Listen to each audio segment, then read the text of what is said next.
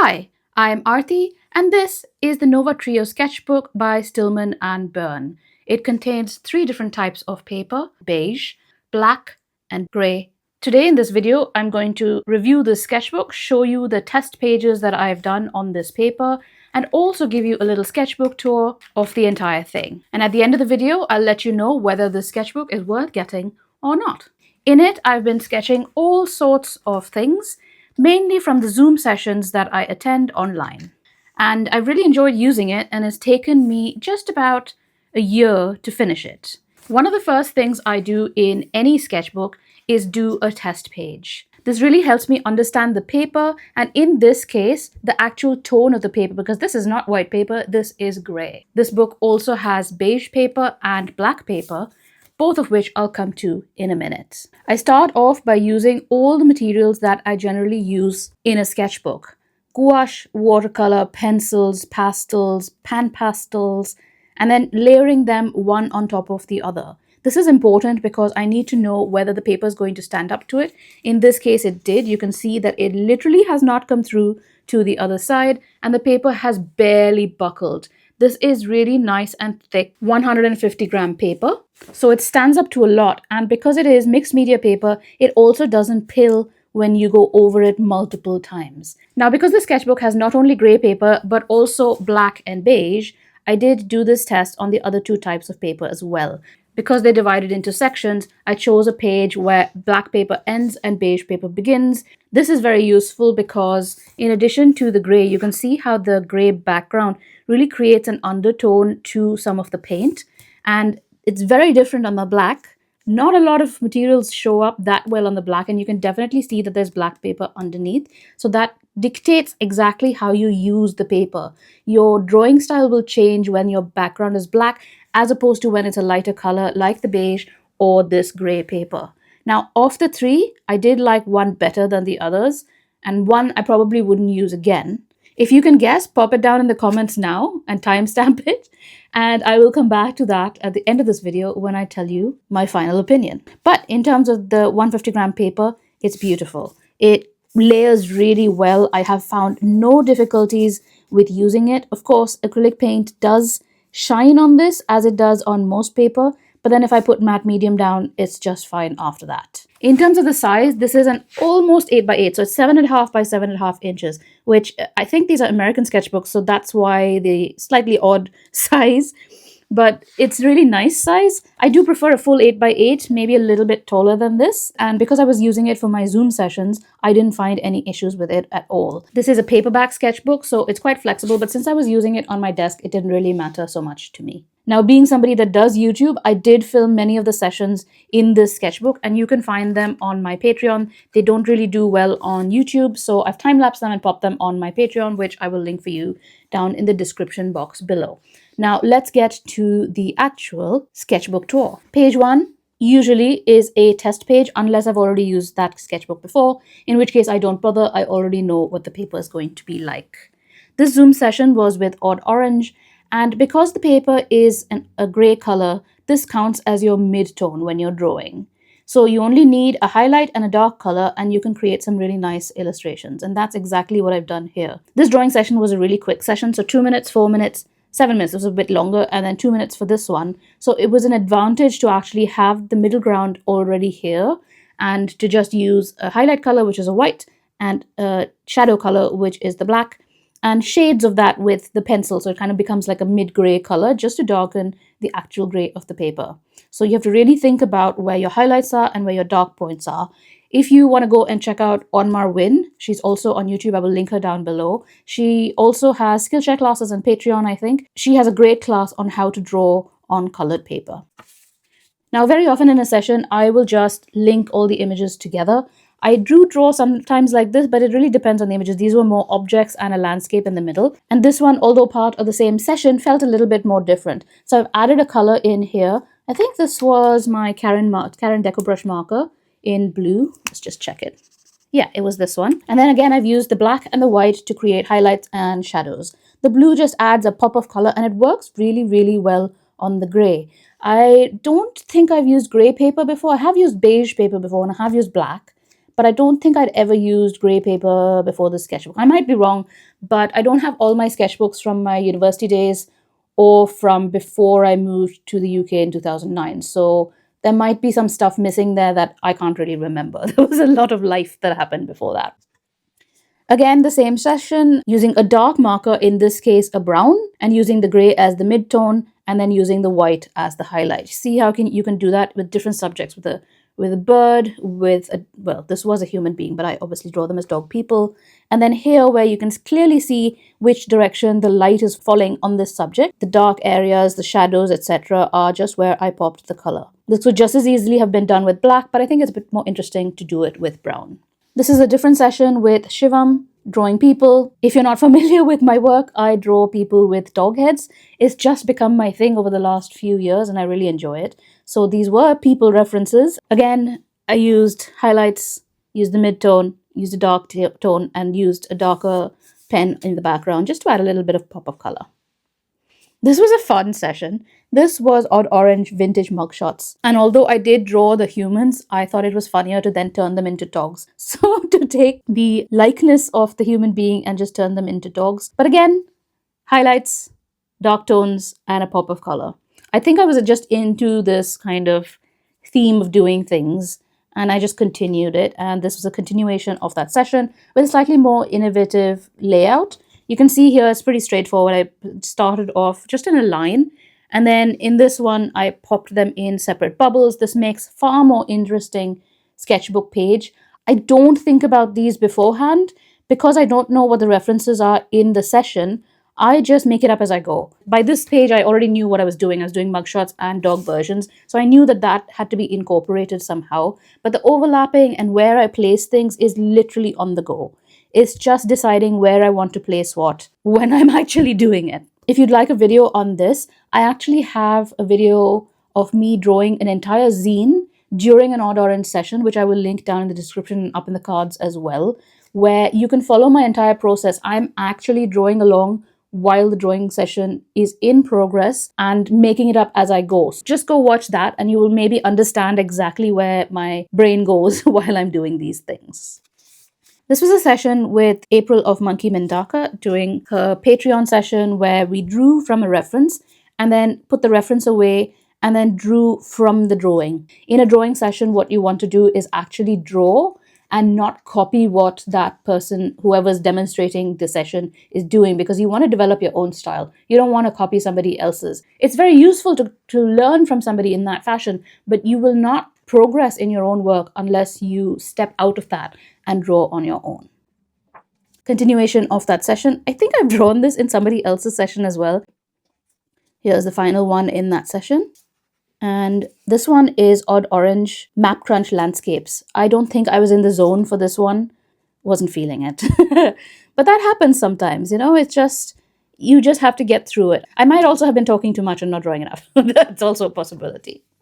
Another Odd Orange session. I've been doing Odd Orange sessions since I think 2021 or 2022 when she started. From this spread, I started to change how I used the sketchbook. I didn't just do the light, dark, and medium ground. I was using the paper as a paper and using the undertone of gray to help me. So for example, in the Raven, you can still see the undertones of gray, and in the table and the books, I'm still using it as a mid-ground, but I'm adding more colors and figuring out how to use the paper for itself rather than just as a crutch using it as a mid-ground.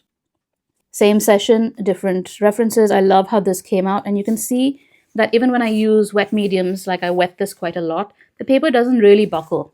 It's a really great quality paper. And again, it hasn't pilled at all, even though I've scrubbed at it with quite a lot of materials. This one is funny because I had run out of space for this reference, so I put the front of him and then I put back of him. So this is actually just one reference, but it's kind of like, yeah, it's weird. Sometimes I can be weird, and sometimes being weird is fun. Back again to April of Monkey Mintaka's Patreon Vintage Summer Photos. And it just kind of told a story. Ignore the horse, but I really like this section and the trees as well. Halfway through the session, I changed paper. Half of the car is in black and half of the car is in gray. Now, up to this point, I'd only done that test page, so it was a little bit of a learning curve. This session was actually much later. I had left a few pages, so yeah, so this is November 2025, and then this is January 2025. So probably skipped over a few pages, but this doesn't really matter. It doesn't matter if the sketchbook is not chronological. You can skip up and down as you like. I'm just going to go in the order in which the sketchbook is. And if you like, you can zoom in and read the dates on the page. And this is where I started filming some of my sessions. This is done in Neocolor 2s. My sister was kind enough to get me 4 of those little new sets for my birthday last year. And so I was testing them out on this page. This entire page is just Neocolor 2s, except for the white, which is, can't remember if it was Liquitex or Posca, one of them. But yeah, so this entire session is on my Patreon. And then so is this one. This session, actually, I continued a few pages later because I was filling in empty pages. So that one continues here. So this spread and this spread were done in the same session, but we'll come to that in a minute. This is an underwater session. I did forget to mention this was with Sarah Dyer's Patreon. This is Sarah Dyer underwater session, again on her Patreon. This one I did using Neocolor 1s. I really wanted to test them by themselves. Usually when I use Neocolor 1s, it's on top of gouache or on top of acrylics and as a mixed media kind of thing. Whereas I wanted to see what they could do on this black paper because they're eminently suited to this style of working. All of these were separate references, a combination of stuff, but I am so pleased with this page. This really, I warmed up on this page with the Neocolor 1s and then really came to it on this page. Like this page, I was in the zone. And also they were longer, so 20 minutes for this and 30 minutes for this. And I really understood here how the Neocolor 1s work. I was able to blend and shade and also use the black paper. I didn't really have to rub and use all of the Neocolor to fill it in. I was just adding color in order to make differentiation of tone and value. I really love this spread. I'm so happy with it. At some point, I did a test spread here for paint on top of black paper. It's not a paper that I use very often. This is all my Kuretake Gansai. This one is acrylic gouache. I think it was Holbein, perhaps. And then fresh gouache from the tube, dried gouache from my palette, dried watercolors from pans, and fresh watercolors from tubes, just to see how they would react on black paper. The gouache and the acrylic gouache was good. The watercolor obviously faded, but there's a certain style of artwork that works well with this on black paper. Like if you're doing a very moody or sort of romantic piece, that could work really, really well. This is the Gansai set by Kuretake that my husband gave me for Christmas, and it's worked pretty well. Most of the colors do show up. Some of the darker colors, not that clear, but some of the lighter colors definitely need a double coat in order to work well. This is another odd orange session, just letting loose. I think I used Neocolor 1s here as well. And the same for this one. This one was a little bit more abstract. It's the same session. And I think these were goats and trees. It's just a little bit odd. But then that's what these sessions are for, is to experiment and draw things that you're unfamiliar with and learn a little bit more. This was April Monkey Mintaka's flowers session. More flowers. Neocolor. I think I used some gouache here as well. Neocolors and gouache. And then finally, this page. This was such a fun session. I used collage here. I have a whole different sketchbook that I've also finished that I will share with you soon, where I've used mostly collage in drawing sessions, so quite speedy. But yeah, all of these fish were done by collage. This is also fully recorded and the time-lapse is available on my Patreon. I will do a video where I show you how I make my collage papers, but in the meantime, if you check out Art with M, she has a great video on making collage papers. This was acrylic gouache. It is the Holbein colors that my sister got me for Christmas. I did actually draw some humans in this one. Normally I would have turned them into dogs. Now on the next page, just to protect myself from getting banned, I am putting my hand over a little bit of anatomy, so you can just see the rest of it, which is quite innocuous. And then I can turn the page over. And here we have acrylic gouache and acrylic gouache. I'm not quite sure where this was from. Maybe I was just experimenting with stuff. Now this is a continuation of that fairgrounds and fireworks page with the Sarah Dyer Zoom session. And we're back to my test page. This next session was great fun, and I do have a video planned around this, which is the Cretacolor set. We were drawing artists at work, and obviously I drew them as dogs. As you do, as you do. Now, the beige paper is the same principle as the grey paper. You use the beige as the middle tone, and then you use a darker pencil and a lighter pencil in this case, or lighter color and a darker color in order to create the highlights and the shadows. This was another Sarah Dyer Patreon session. I used Tombows mostly in this, and also a little bit of paint pens, I think. This as well. And here we are back to April's Patreon with, again, those same vintage photos of that family. On holiday again, just obviously drawing them as dog people. This was a sect of singing people. Here we're back to Sarah Dyer's session. This was a model that she'd hired, Naomi, who did 2-minute poses for us, and I used metallic paint and a pencil, just 2-minute live poses. And then they got to 5 minutes, each of them. And then this one was 10 minutes, so you had time to add a little bit more detail. And then these were 10 minutes, which you can add way more detail, and obviously the anatomy is a bit more correct. She had accessories and things, and then that's the actual structure of the pose, and then that's what I've drawn based on that. I think this is the final session in this book. I used my Fude pen and sepia ink, as well as some white and green, and this was film stills. So I really enjoyed this, in particular this one. I feel like I could have done a bit more with the lighting, because I feel like this section also needed a bit of light to come from the TV and more shadow towards the back. Could have done better with that one. That's the best I could do in 5 minutes and 7 minutes. This one was also 7 minutes and 10 minutes for that. And finally, 20 minutes for this one. I'm not quite sure why there's a washi tape here, but oh well. Here's where you can get a little bit more of the light and shade, where the light is obviously coming through the door and coming out and giving a bit more shadow. I feel like I got that feeling a bit more successfully in this one, especially using the mid-tone of the beige paper. Now, coming to my opinion of this sketchbook, it was fantastic.